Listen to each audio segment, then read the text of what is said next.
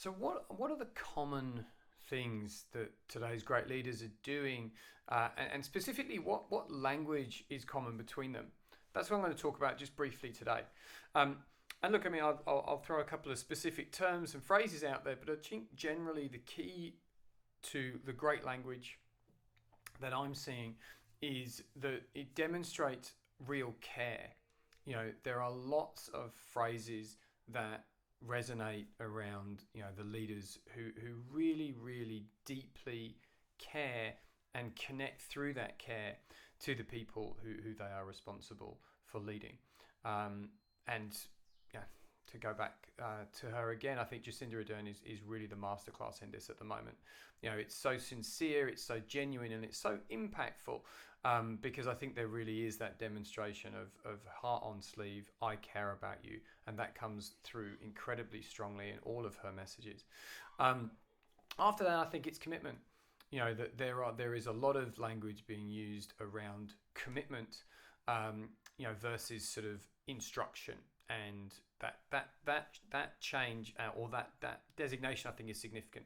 Terms like, sort of this is what we're all going to do, and sort of sharing this collective. Everybody is in this together, which I talked about yesterday. But I think everybody is going to do this. We are all going to participate in this. Things are, organizational, societal commitment type terminology versus this is what you will do. This is what must be done. And I think that slight semantic shift in the comparison between one of Boris Johnson's speeches, which was also pre-recorded, versus, again, Jacinda Ardern, or the Singaporean Prime Minister's speeches, sort of really talking about we are going to do this versus you must do this. I think, again, the way that people respond to that, the way that people, sort of buy into that, the level of trust that kind of language builds is really, really important. And again, this great phrase of Gavin Newsom, the Californian governor, about thoughtful togetherness, and he tends to sort of keep sort of curtailing his conversations and his speeches back to, let's really think about each other. Let's really sort of share, this moment and this shared crisis, this shared experience.